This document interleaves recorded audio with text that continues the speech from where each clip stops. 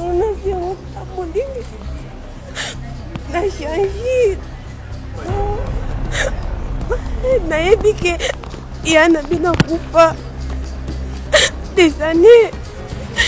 Cela n'a pas déjà passé. Lokonga na yokaku. Soit pour faire boy.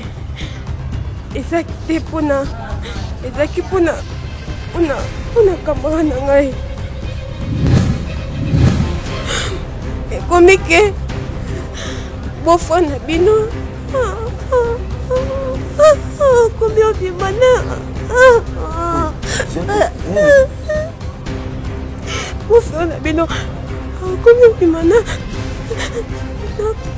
Na camarade ngai.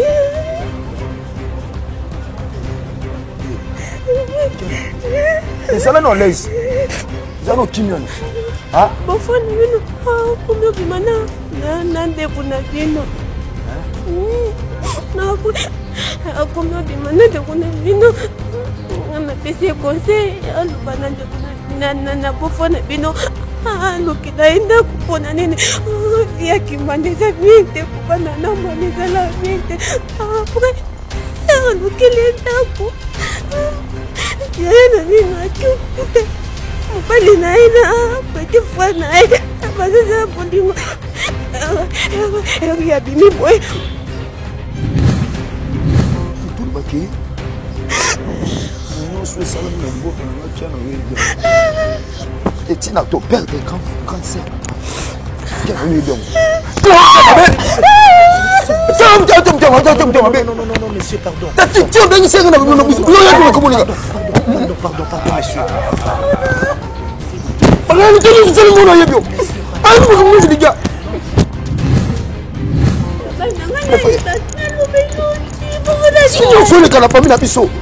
Tu te perds de cancer dans la propre et dans biseau. Mon frère,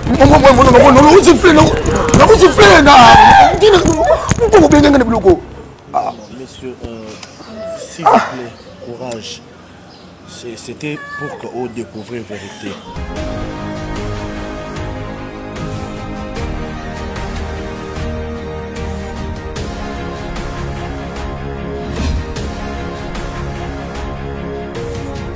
Grande est ma joie de vous retrouver sur ce nouveau numéro dans votre meilleure chaîne Info News 243. Merci pour vos abonnements, vos partages, vos suggestions en tout cas. Et de ça, la biso, vraiment plaisir, Makasi. Un grand merci à vous tous.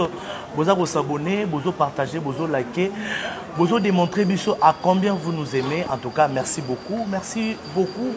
Nanzambalo la paix oyo azo cessé jamais combattre la biso, azo paix sa souffle de vie, bonne santé. Na ba vu na biso et puis eyo sala biso vraiment plaisir makasi matondi mingi na ba tunyo surtout ba maman nyo surtout ya Château Rouge ba papa ba maman nyo surtout bozo benga biso bozo pesa ba point de vie na bino quand je dis ba bozo benga biso je vois USA Australie Allemagne Belgique France Afrique du Sud Cape Town boza tellement ébélé Cameroun Gabon. Donc, si on a bien cité le pays, je ne saurais pas en tout cas citer tous les pays où on a recevoir appel pour nous repérer sa point de vie, pour nous repérer sa conseil, sa suggestion par rapport à différentes histoires autour de l'exara. Nakati chaîne Nabiso. Alors, Nakati Info News 243, c'est une chaîne où il y a des musiciens, des comédiens, des stars, différentes stars Nabino, Nabiso, des pasteurs, des prophètes. Donc, nous allons vraiment la bienvenue. Et nous allons dans la rubrique rien que la vérité, chaque fois. Rien que la vérité, tu as des surtout, des problèmes, des difficultés, des angoisses, des il ne sait pas comment avouer, il ne sait pas comment surpasser le problème. Alors ici, il y a une opportunité de surmonter, opportunité d'avouer des différentes vérités. Alors, Momo na rendez tout ça là et bino pe vous allez pour soutenir biso na ba conseil na ba suggestion et puis na moins intelligence aux gens ba pesa biso to insiara de faire l'essentiel. Alors na muko na lelo na zanga mokote na plateau na je suis avec une jeune dame oyo a contacté Kingai pour que tout sololana, je ne sais pas vraiment le motif, je ne sais pas vraiment trop l'histoire. Troyer Bayango, Nabiso Nabino, ici en Cellier. Alors, je ne m'irai pas monopoliser Penza Maloba. DM Vision, si je suis même langage avec toi, il faut que je plateau pour que Nayamba. Mon invité du jour, à qui je dis bonjour et bienvenue, madame. Bonjour. Ça va? Ça va un peu. Ça va un peu, et l'autre un peu, c'est où? Ça va un peu parce que il y a facilité. Ok. Oya awa. Makambo bomba et belé. Pour la kisango. Vraiment. Ça fait. Alors, je te demande de faire un exercice. Fais comme ça. Fais comme ça. C'est bon? Oui. C'est calme. Alors, comment vous appelez? Je m'appelle Kianda Luzolo. Kianda Luzolo. Kianda Luzolo. Alors, Madame Kianda, Naosengayo, Osapese, Osala vraiment à l'aise. Je sais que les choses que tu veux nous dire, nous relater, c'est pas facile à les dire, mais sois vraiment forte. Makasi Ozwaki Kolumandako, tango contacta Kinga, tu as quitté la maison, venir jusqu'ici, alors, et la force là de nous dire, de nous relater, de le début, l'histoire que tu as à nous relater. C'est bon? Oui. Alors, je prie et je demande à Dieu de te donner la force, parce que c'est Jésus-Christ qui nous donne la force d'avouer ou de dire des choses. C'est bon, Yaya? Oui. Alors, je suis à votre disposition. J'aimerais écouter ce que tu nous as amené dans Mpona Lelo. Merci pour la parole. Ezanelo mobwe na bombango des années makasi. Eloko yango na bomba mutu pe akufa pour na secret onga na bombi. Lala. Zamba peso makasi, sois vraiment forte, donc ressaisis-toi vraiment. Avant na bongo la motema, comme rebi, na koma nanga mutu église, na kala nazalaki mutu moboye d'ambiance fort, okay. Ambiance makasi. Nazalaki na camarade nanga moboye à PD. Nga na vraiment tozaki les meilleurs amis. Otuti nga otuti ye. Baseke ne nyonso mibali na nga na yebaki. Mibali na nga pe ya yebaki. Eza na jour moko tanti ya na ete babotama 3. Ya na azwi libala yo yebi kaka azwi libala akeite. Abengisi camarade na nga wana ye azaki mona suka. Abengisi ye bakomo vana bango ye mobali na ye mobala ya na ye na camarade na nga bakomo vana bango misala. Camarade na nga wana après mobali ya camarade na nga akomi olinga ete akomi olinga camarade na ngai. S'il te plaît, ressaisis-toi. Mobali ya camarade na nga ya na écoute. Mobali ya grande sœur na ye. Akomi olinga grande sœur na ye propre. Akomi siko kolinga camarade na yo o aza PD, azalaki PD. Akomi olinga ye. OK. Ne bandeli camarade na nga bando boya na ye. Amoni te. Abo frère na nga na koki osala makambo boye te. Aye osenga nga conseil. Nalobi ane bon frère na muta famille note yo chine kambongo. Ngane na pesa e conseil wana yo chine kambongo. Après otiki no esile. OK. Voilà, très chers téléspectateurs, comprenez, c'est pas facile, c'est pas vraiment facile d'avouer, de dire ces genres de choses. Ce genre de choses. Comprenez l'émotion de notre sœur. Je prie à ce que Dieu te donne la force de nous dire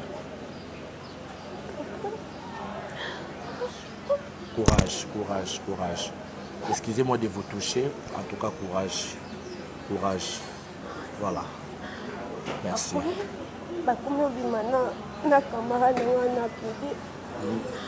grand frère mobali beau-frère na ye akomi kobima na ye. Ok, en même temps aza pe en couple na grande sœur na ye. Ok. Akomi obima depuis instant bolingo komi omata makasi makambo nyonso basalaka mara na ngai ayebisanga so ya na bango aza te ndako ekomi ya bango basala makambo nyonso bango balingi bakena chambre bakena salon nyonso kamara na ngai ayaka kobetela nga apres ngai ayebisi na kamara na nga bo ndeti kosala makambo na ndako ya grand sœur na aza bien te lobelaka bofra nao alukela yo ndako oke ovanda beaucoup malaise. Wana yo conseiller camarade na bongo. OK. Il avant ça le loko asenga nga nan concert. Après yepe akomi osala bamiasi na bofrère na lukela nga ndako mpona boye nakomi kovanda na akomi obenga kuti na ya nembanda ndako kovanda na mbanda na nga te beaucoup de choses akoma impoli vraiment komanka ya na yana moni yeleki nanga azalaki boye te le coup a changé akoma manke ya na ye koloba ndenge alingi alobi na bofo na ye alukele ndako bofo na ye mpe alukele ndako bolingo emataka avant yani aya na ndako ni abengaka yani ayaka boye te oh là là, oh là là. Très chers téléspectateurs, je suis vraiment touché moi également. Comprenez l'émotion. Ça fait vraiment mal. C'est pas facile. C'est pas facile d'avouer ce genre de choses. Courage. Courage. La force que le Seigneur Jésus-Christ t'a donnée de venir jusqu'ici pour nous dire ça. Je prie que Dieu te donne encore la force.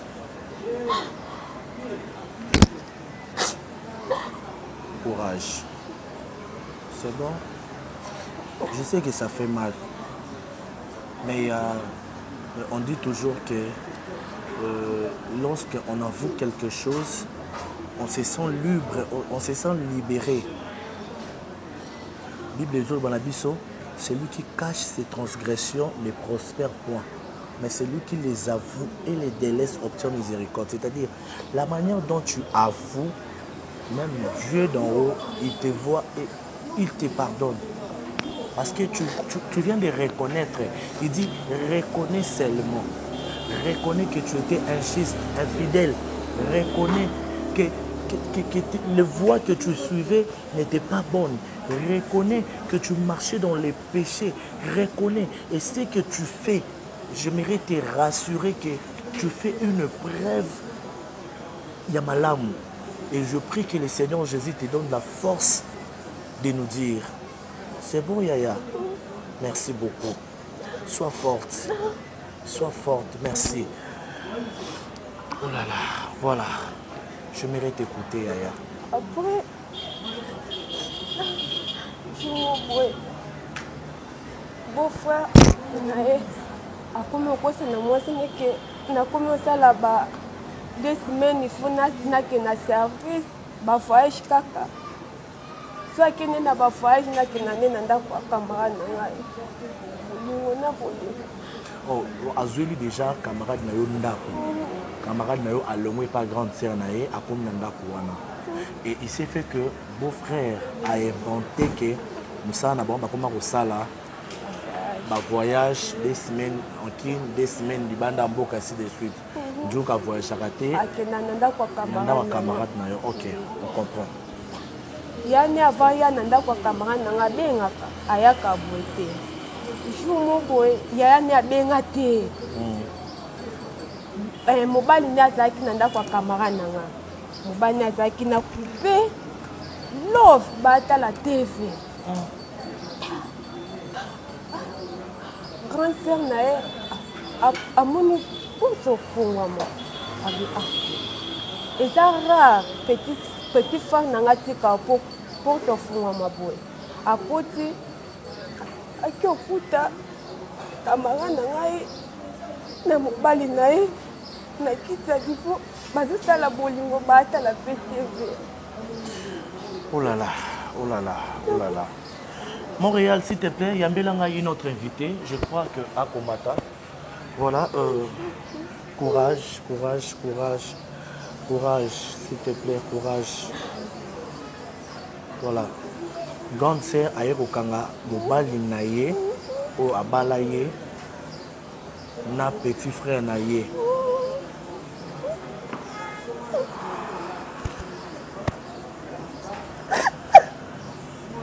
Oh là là, mes chers téléspectateurs. Courage, courage, courage, courage. Voilà, que Dieu te donne la force. Merci. Ah, ok. Sois forte. C'est bon?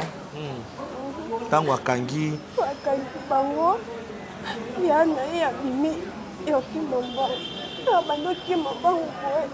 Mutuka. Mutuka ebumaki. Batuki. Akufi. Eleki des années, c'est pour cela. Choc yana esalinga nakokaki lisote narbite nakokaki nabongwana nanga motema nachange nanga choc yana des années olobi fo nabenga bino nasolana na bino naexplike nasola na grandfrère na ye nasola na mama na bango. Oh là là. Donc tu veux nous dire que non, la grande sœur, après avoir comme on a Mobali Naye, na petit frère Naye, quand Abimaki, Mutuka et tout qui est, et elle n'est plus aujourd'hui. Oh là là, oh là là, oh là là. Très chers téléspectateurs, je suis touché. Bonjour. Très chers téléspectateurs, comprenez. Bonjour, monsieur ici. On a ma caméra pour Kiana. Monsieur, désolé, c'est mon numéro que tu as appelé, c'est moi qui vous ai appelé. Alors, excusez-nous déjà, pardon. Limbisa, caméra et puis je vous conseillerais d'accepter à Kovanda pour que Oye ba raisonne Oyo Ndeko Kiana Azolela. S'il y a la possibilité. S'il vous plaît. Voilà, Montréal, papa aidez moi. Parce que nous avons dit que nous avons très bien. Micro. Messieurs, veuillez vraiment nous excuser. Alors, c'est un peu dire, ça fait vraiment mal de vous recevoir dans une telle circonstance. Dans une telle circonstance. Bon, en fait, il y a un dossier ici. Oui, il y a un dossier ici. Oyo Senga Yo Oyo Kayamo. Ndeko Kiana amemeli biso yango na mko na lelo. Pour commencer, biso toza Info News 243. Toyambaka bato baza na ba problème, baza na ba soucis, baza na ba choc et tout consort. Toyambaka bango pour que tout solo na bango ba problème pour ezana baza nango. Juste problème les amis parce que na yebiye na moni bino en pleine scène na yebi question comme nini na yo canon. Voilà. Alors, ce que vous avez fait, c'est temps où Ndeko Kiana problème où Azanango, Azana pour ça avouer et pas nayo. C'est bon, nayo kai. Voilà. Pour commencer, j'aimerais savoir comment on vous appelle, monsieur. Kombo nanga Arombambi. Arombambi. Ouais. Monsieur Arombambi, merci beaucoup. Non, c'est vraiment fort. À Makambo Yoka Awa. Et Oyebi Mama Kiana. Oui, on est très bien. Azana n'est pas là. Maman Kiana a une relation, il y a un petit frère. Donc, camarade ou moi c'est naé. Camarade. Meilleur ami à petit frère. Meilleur ami à petit frère d'Abino. Donc, vous bien nanda kubino nyo. Bien. Ayaka kapé, un mot peut tout pas na ngai mais nous comprendre na bloc abuna non na mona été. OK. Voilà. Merci beaucoup mesdames et messieurs, fidèles téléspectateurs. Je vous demande de vous abonner massivement, de partager, de liker en tout cas et ça la biso vraiment plaisir m'a cassé. Maman Kiana, je vous remets la micro. Tout ce que tu viens de me dire, si tu peux au Rukozana Makasi, Yaroui Bisandeko Aaron.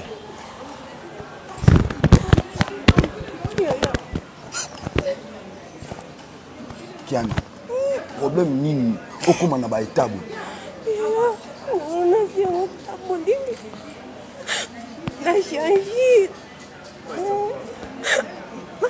Nayebi ke yana bina kufa des années. Nisolo na kuna ngawoka mutu déjà passé. Kusika songana loko ngana yoka ku. Soit kufi boy. Ezaki pona pona kamara na ngai.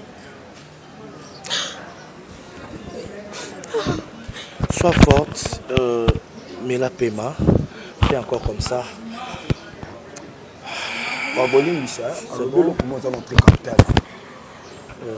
Oui, monsieur, vous allez vraiment patient pour aider Lusso. Si tu peux essayer d'augmenter la volume pour que Papa Aaron ayoka olingi olobana. Yaro. Ayoka. So cancer akufaki. Hein? Cancer na bina akufaki. Ezaki pona camarade na ngai. Yo yebiki ngana na leki na bino ezaki ba camarade. Hein? Quoi? Ezaki ba camarade. On tambola ka biso mibale bino boyebi bien. Et comme que beau-frère na bino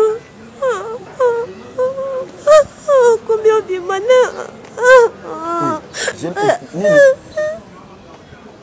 beau-frère na bino combien de mana na camarade na ngai.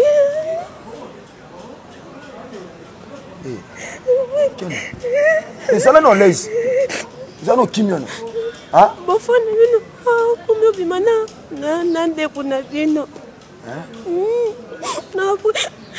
Combien de mana de kuna bino na pese conseil alubana de kuna na beau-frère na bino lokela enda kupona nene via kimandeza miente kupana na mwaneza la miente après lokela enda ku yana bino akikuta mobali na ina petit frère na ina bazaza bolingo ya bimi boy moto ke tutie ya kupaki onzo tout le baquet. Non, je suis salon na boto na ngakiana oui. Et tu n'as ton père de grande sœur na. Quel oui donc. Non, monsieur, pardon. Pardon, monsieur. Non,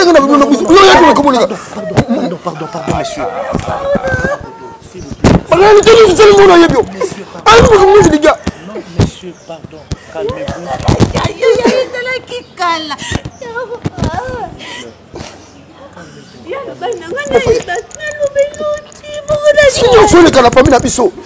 Si ton père de grande sœur n'a propre que na oya na ndako na biso.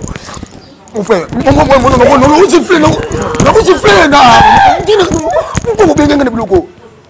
monsieur, s'il vous plaît, courage. C'était pour qu'on découvre la vérité. Parce que Bino Boyeba quitté, mais votre frère a comment la pédé sans pour autant Boyeba. Et elle était sa mère amie. À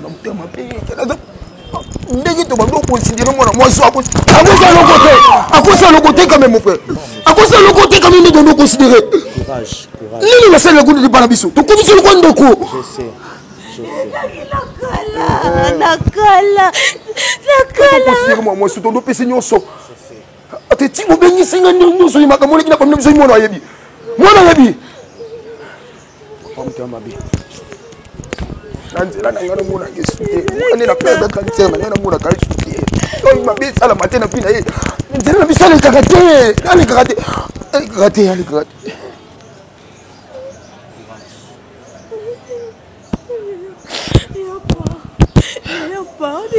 na charge ezalaki kala yalobi na nga na lobelo te bonga na kosala nini S'il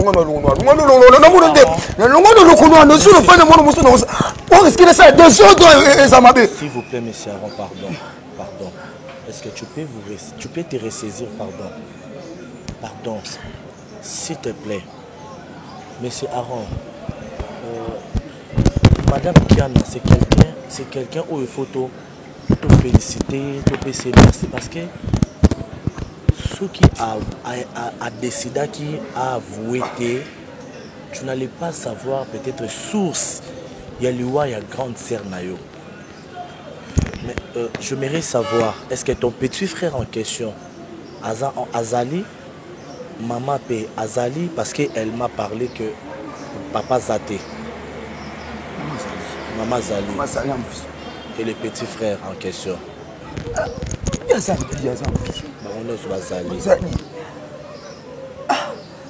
Alors, s'il y a une personne à blâmer dans cette histoire, c'est ton petit frère. C'est pas Kiana. Kiana a fait qu'avouer. Je sais que ça te fait mal. Par rapport à la considération, nous sommes au Bopé Sanaye, à comment déco, à comment famille. Mais je vous demande de comprendre aussi Kiana. Moi, je dis merci à Kiana parce qu'elle a eu le courage d'affronter ça. Beaucoup de personnes n'arrivent pas à affronter ce genre de réalité. Beaucoup de personnes n'arrivent pas à affronter. Mais Kiana a quand même eu la force. Elle a eu cette énergie-là de venir nous affronter, affronter la caméra et vous affronter. Ça fait mal, je sais. Ça fait vraiment mal d'apprendre que ton frère Akomara gay et au-delà d'être gay, Abimana grande sœur. Et si aujourd'hui grande sœur a Koufi, et à cause de ton frère, ça fait très mal, je sais. Est-ce que je sais que Ozonga, je sais qu'il faut Zonga, mais j'aimerais vous demander d'abord de vous apaiser. Je ne peux pas vous laisser partir dans tous ces états. Je ne peux pas. Je ne pourrai pas vous laisser partir dans tous ces états. Est-ce qu'il y aura la possibilité de nous venir très prochainement avec ton frère ou ta maman pour essayer un peu d'en parler, de trouver la solution? Parce que là, je sais que ça fait mal. Je ne mérite pas qu'il y ait des dégâts. Ce n'est pas une chose d'aller faire les dégâts, mais c'est quelque chose de trouver la solution. Possibilité aux Allah. Est-ce que c'est ce qui est tu n'as pas de question. Oh là là, courage, courage, courage. Très chers téléspectateurs, je suis vraiment touché. Courage maman, courage. Sois vraiment forte. Lève-toi, pardon. Lève-toi. Attention. Approche. Courage Yaya. Courage. Je sais que ça fait mal. Très chers téléspectateurs, je suis vraiment touché. Je sais quoi dire face à cette situation. Moi-même, je suis touché. Comprenez alors l'émotion ou l'expression de mes invités. Yaya, s'il te plaît, regarde-moi. Ce que tu as fait, je mérite te dire que tu as fait une bonne chose. C'est bon? Même si tu as fait Bambo Mabanga, tu as fait yo, mais je mérite te dire que tu as fait une bonne chose. Aujourd'hui, ce qui nous a maillé, je mérite te rassurer que au monde en Zambie. Je mérite te rassurer que au monde en Zambie. Parce que tu as enlevé une poids que tu vivais avec. Après ici, tu vivras la paix intérieure. C'est bon, Yaya. Courage. C'est bon. Monsieur Aaron. Je vous demande la single sous courage. C'est bon. Et fonce à toi. Tu es un homme. C'est pas à elle la responsabilité de toutes ces choses. C'est pas à elle de s'en blâmer, non. Elle a fait que garder la vérité. Elle a fait que garder la vérité. Elle a fait que garder la vérité. Très chers téléspectateurs, je sais quoi rajouter. Je suis très touché sur cette histoire. Je ne pensais pas et je ne savais pas que ça allait être ainsi. Une histoire qui est remplie des émotions, une histoire qui est remplie de réalités, remplie de choses. Ça fait mal, ça fait vraiment mal. Je vais vous revenir comme d'habitude. Je ferai l'effort de voir la maman parce que c'est une histoire que on doit vraiment soutenir maman, de la réconforter parce que c'est pas une moindre affaire, c'est pas vraiment une moindre affaire. On doit réconforter maman. Alors, monsieur Aaron, non sengayo, de ne pas dire à maman à la maison. Parce que si tu dis à maman, peut-être à cause de la crise, à cause de la malaise, je ne sais pas moi, pour ne pas tout regretter. Parce que c'est une choc qui est très fatale. Si tu peux être un homme, de me promettre que maman a accueilli la vérité au cas de plateau. Parce que nous, on sait comment on va gérer ces choses, comment on va gérer les émotions de maman. Je sais que ça fait mal. Arrête de pleurer. Tu es un homme. Arrête de pleurer. Je sais que la douleur de ta sœur est tout consort.